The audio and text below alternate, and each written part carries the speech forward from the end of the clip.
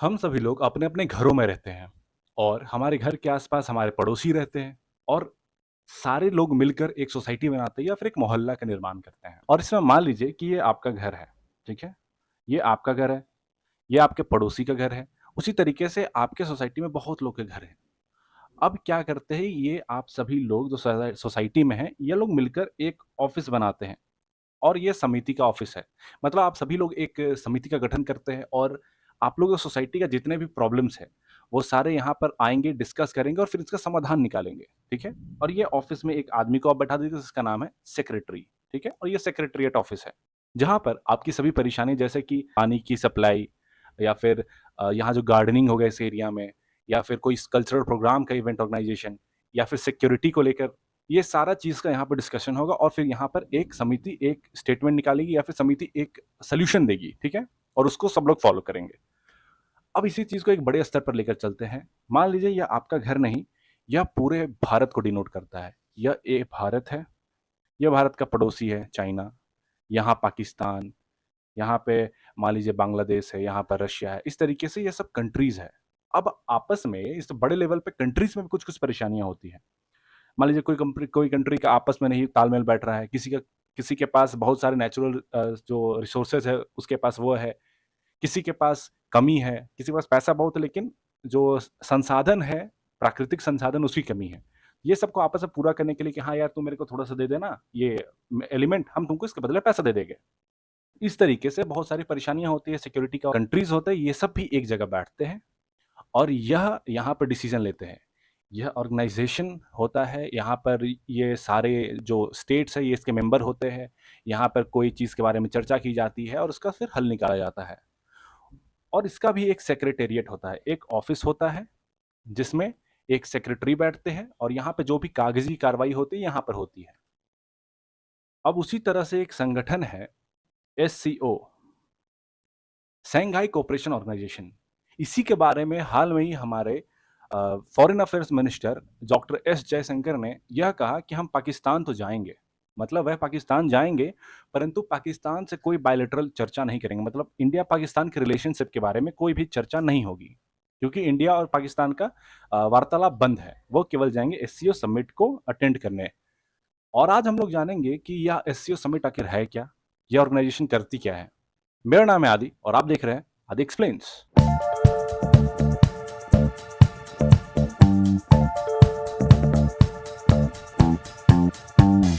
SCO को समझने के लिए हम लोगों को वक्त में पहले जाना पड़ेगा, जब द्वितीय विश्व युद्ध खत्म हुआ था। भले द्वितीय विश्व युद्ध में रशिया और यूएसए एक साथ मिलकर लड़े थे, पर रशिया और यूएसए कभी एक जगह पर कभी नहीं रहे। वो लोग हमेशा पोल्स अपार्ट हैं।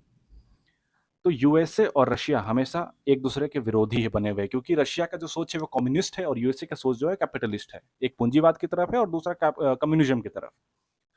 तो होता क्या है कि जब वर्ल्ड वार 2 खत्म हो जाती है, 2 बड़े पावर दुनिया में बचते हैं, वो है यूएसए और रशिया। यूएसए क्या करता है, एक ऑर्गेनाइजेशन बनाता है 1949 में, जिसका नाम है नेटो, जो आप लोग सुनते होंगे अक्सर NATO, North Atlantic Treaty Organization. इसकी स्थापना 1949 में की गई थी और इसका जो आर्टिकल 5 है, मतलब कि हाँ, इसका अपना कुछ रूल्स एंड रेगुलेशंस है। उसका एक आर्टिकल 5 में यह लिखा हुआ है कि one for all and all for one. इसीलिए इसका उल्टा सिंबल भी नाटो का उल्टा लिखा जाता है कि one for all, all for one. इसमें क्या होता है कि जो भी मेंबर स्टेट्स, जो भी कंट्रीज़ है, जैसे वहाँ मैंने पहले बताया था कि यहाँ पर जैसे कि संगठन बने हुए हैं। जैसे कि इसमें से अगर इस घर में अगर कोई चोर हमला करता है, उस चोर के खिलाफ ये सब जाके लड़ेंगे उससे, ठीक है? तो ये क्या हुआ, आपस में एक यूनिटी क्रिएट हो गया कि अगर इस घर में कुछ होता है, सब मिलकर जाएँगे। यहाँ पर कोई आता है चोर, सब मिलकर यहाँ पे आएँगे। उसी तरीके से नेटो बनाया था कि अगर हमारे जो भी देश है, उसमें से किसी एक देश पर भी हमला होता है, मिलिट्री हमला, तो सारे देश मिलकर उसका जवाब देंगे। ये एक्चुअली था रशिया को कंटेन करने के लिए। रशिया फैल रहा था यूरोप में, रशिया का कम्युनिज़्म आइडियोलॉजी, उसको रोकने के लिए यह बनाया गया था। इस नाटो को काउंटर करने के लिए 1955 1955 में जो यूएसएसआर था, जो अब रशिया बन चुका है, जो यूएसएसआर था, union Soviet of socialist Republic, यह एक पैक्ट बनाता है जिसका नाम है वार्सो पैक्ट, ठीक है? वार्सो जो है वो पोलैंड की कैपिटल है। यह भी सेम नेटो की तरह ही एक मिलिट्री ऑर्गेनाइजेशन है, जिसमें कि आप अगर एक देश पर हमला करोगे तो सारे देश पर हमला माना जाएगा और सारे देश एक साथ आप पर हमला करेंगे। वार्सो पैक्ट जो था ये नेटो को काउंटर करने के लिए था। अब इस वक्त में जब आगे हम लोग बढ़ेंगे तो हम लोग को पता है कि 1991 में यूएसएसआर टूट जाता है 13 कंट्रीज में। 13 कंट्रीज जिसको हम लोग सीआईएस कंट्रीज कहते हैं, कॉमनवेल्थ ऑफ इंडिपेंडेंट स्टेट्स। एक कॉमनवेल्थ नेशन हम लोग का भी है जो भारत एक कॉलोनी रहे थे, और एक कॉमनवेल्थ इंडिपेंडेंट स्टेट्स है जो कि यूएसएसआर के पार्ट रहे थे। ठीक है, कॉमनवेल्थ मतलब एक कॉमन हम लोग कुछ लेके चल रहे हैं आपस में। तो जब डिसइंटीग्रेशन हो जाता है यूएसएसआर का 1991 में, तो फिर अपने आप यह जो नेटो और वार्सो पैक्ट जो बना था, इसमें से नेटो तो है क्योंकि अमेरिका तो अमेरिका अभी भी है, लेकिन चूंकि यूएसएसआर टूट गया, यह वार्सो पैक्ट भी खत्म हो जाता है। अब नेटो को काउंटर करने के लिए रशिया के पास कोई मीडियम नहीं था। तो फिर इसी बीच होता है 1996। 1996 में एक शंघाई 5 नाम की ऑर्गेनाइजेशन क्रिएट होती है। अब ये शंघाई एक शहर है चाइना में, और शंघाई 5 में कजाकिस्तान, किर्गिस्तान, ताजिकिस्तान, रशिया और चाइना, इन पांचों ने मिलकर एक अलायंस फिर से बनाया। यह भी उसी तरीके का अलायंस था जिसमें, लेकिन यह केवल मिलिट्री नहीं है, और भी इकोनॉमिक कोऑपरेशन और भी सहकारिता की ओर जा रहा था। अब हुआ यूं कि 1996 में यह शंघाई 5 बनी। अब यही शंघाई 5 2001 में जाकर बन जाती है एससीओ। इसका नाम पड़ जाता है शंघाई कोऑपरेशन ऑर्गेनाइजेशन। ठीक है, शंघाई कोऑपरेशन ऑर्गेनाइजेशन। इसके जो फाउंडिंग मेंबर थे यही थे कजाकिस्तान, किर्गिस्तान, ताजिकिस्तान, रशिया और चाइना। ठीक है, ये भी बना था नेटो को काउंटर करने के लिए, और यह उसका सिंबल है। और लेकिन ये थोड़ी सी उससे डिफरेंट हो गई। जैसे शंघाई कोऑपरेशन क्या हुआ, 2001 में फाउंड किया गया, इसको बनाया गया। इसमें कजाकिस्तान, किर्गिस्तान, उज्बेकिस्तान, ताजिकिस्तान, अच्छा उज्बेकिस्तान भी एडेड थी, और रशिया, चाइना। ये एम करता है जैसे इन्वेस्टमेंट, जैसे वो केवल सिक्योरिटी पे नहीं, अब यहाँ पे आपस में ट्रेड भी का ही हम लोग बात करेंगे, जो भी इन्वेस्टमेंट करते हैं एक दूसरे कंट्री में उसकी बात करेंगे, एनर्जी जो होता है, क्योंकि जो सेंट्रल एशिया वहाँ पे बहुत सारे खनिज पदार्थ है, उन सबसे नेचुरल गैस होता है, वो सब की हम लोग इंपोर्ट कराने की बात करेंगे, ट्रांसपोर्टेशन सिक्योरिटी। और इसको शंघाई स्पिरिट, मतलब एक जुनून है शंघाई का, वो इसको फॉलो करते हैं। इसमें म्यूचुअल ट्रस्ट, एक दूसरे पर भरोसा, एक दूसरे का नुकसान नहीं होने देना, इक्वालिटी, ये सब राहों पर चली। अभी जो शंघाई कोऑपरेशन ऑर्गेनाइजेशन है, इसके जो सेक्रेटरी जनरल है यह है जांग मिंग। ठीक है, ये चाइना के हैं, और यह एक प्रोफेसर है। उसी तरीके से जो एससीओ का डिप्यूटी सेक्रेटरी है वो है सुकरात सोबरियोजोइदा, और ये डिप्यूटी सेक्रेटरी जो है सोहेल खान है। अब हम लोग बात करते हैं कि एससीओ जो है, अब एससीओ में मेंबर स्टेट्स कौन कौन है, मतलब एससीओ के पार्ट कौन कौन से हैं। सबसे पहले आ जाएगा यहाँ पे India, Pakistan, Kazakhstan, Kyrgyzstan, Uzbekistan और ताजिकिस्तान।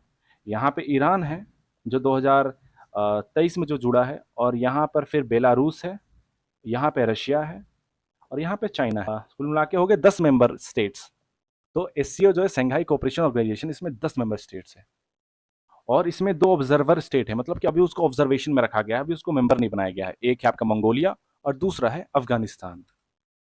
अब एससीओ में बहुत, जैसे कि यूनाइटेड नेशंस है, ये भी एक तरीके का वही समिति है जो मैंने शुरू में बात करी थी।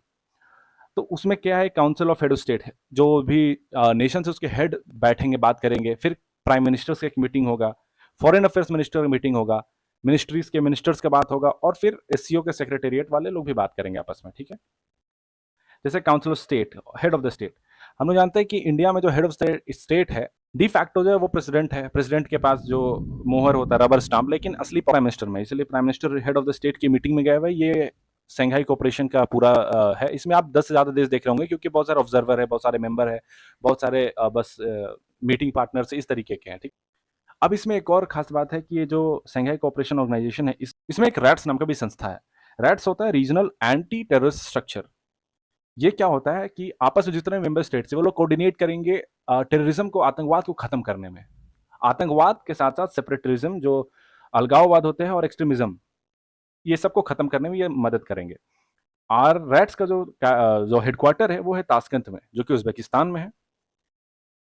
अब हम लोग देखेंगे कि एससीओ का फंक्शन क्या क्या है, मतलब एससीओ क्यों इतना फेमस है, एससीओ को फेमस इतना, हम लोग जानेंगे एससीओ इतना फेमस क्यों है।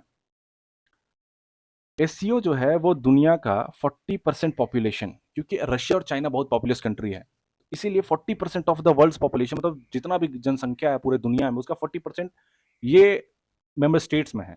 20% of GDP, 20% of land mass, ज़मीन, सब इतना एससीओ के मेंबर कंट्रीज़ के अंदर है। इसीलिए बहुत इंपॉर्टेंट हो जाता है। ये लोग स्ट्रैटेजिक सिग्निफिकेंस भी ये लोग का बहुत है, क्योंकि एशिया और यूरोप को दोनों का कनेक्टिविटी हो रहा है सेंट्रल एशिया के तहत, और यह ऑर्गेनाइजेशन इस चीज़ को और बढ़ोतरी में कर रहा है, मतलब इसमें ट्रेड को इन्हांस करने की बातें कर रही है। उसी तरीके से कंपैरिजन क्वाड से की जाती है। क्वाड जो है वह इंडिया, जापान, ऑस्ट्रेलिया और यूएसए को मिलकर बनाया गया है चाइना को काउंटर करने के लिए साउथ ईस्ट सी में और इंडियन ओशन रीजन में। पर हम लोग आज बात करें एससीओ के बारे में। अब इसी को लेकर जयशंकर जी कहे कि हम चाइना तो जा रहे हैं, क्योंकि इस बार चाइना होस्ट कर रहा है एससीओ को, क्योंकि मेंबर कंट्री तो वो भी है, तो इस बार चाइना इस्लामाबाद में होस्ट होगी ये। और जयशंकर साहब ने साफ-साफ कह दिया है कि वो जा रहे हैं केवल एससीओ के मेंबर के तौर पे। चाइना मतलब पाकिस्तान से कोई भी वार्तालाप नहीं होगी। पाकिस्तान से जो भी टॉक्स है वो 2016 से रोक दी गई है, और अभी भी हम लोग तब तक उस चीज़ को नॉर्मलाइज़ नहीं करेंगे जब तक पाकिस्तान क्रॉस बॉर्डर टेररिज्म रोकेगा नहीं। अब ये कुछ भारत के लिए चुनौतियाँ हैं, क्योंकि भारत को चाइना और रशिया दोनों के साथ बैलेंस करना है।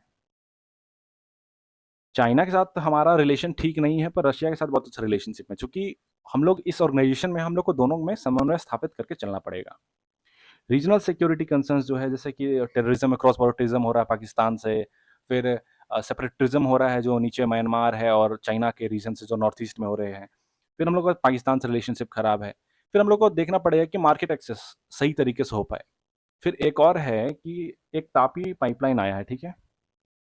तुर्कमेनिस्तान, अफ़गानिस्तान, पाकिस्तान, इंडिया, ये पाइपलाइन शो करता है कि एससीओ का क्या इम्पोर्टेंस है। एससीओ में मीटिंग्स हुई, एससीओ में सब कुछ सही तरीके से रहा, तब जाके ये पाइपलाइन की बात शुरू हुई, क्योंकि तजाकिस्तान में बहुत सारे नेचुरल रिसोर्सेज है और वहाँ पे गैस भी है, तो वो गैस को हम लोग भारत लाना चाह रहे हैं, और इन सब का फ़ायदा अफ़गानिस्तान, पाकिस्तान दोनों को होगा। और इससे क्या होता है, रीजनल स्टेबिलिटी बनी रहेगी, और सेंट्रल एशिया में रीजनल स्टेबिलिटी बनी रहेगी, तो हम लोग एक लैंड रूट मिला हुआ है जो कि यूरोप को मार्केट को हम लोग एक्सेस कर सकते हैं। उसी तरह से कनेक्टिविटी रहेगी, इकोनॉमिक कोऑपरेशन आपस में हम लोग को बहुत अच्छा जो पैसा वाला लेन-देन, इकोनॉमिक एस्पेक्ट से भी सब कुछ बढ़िया रहेगा, मल्टीलैटरल डिप्लोमेसी है।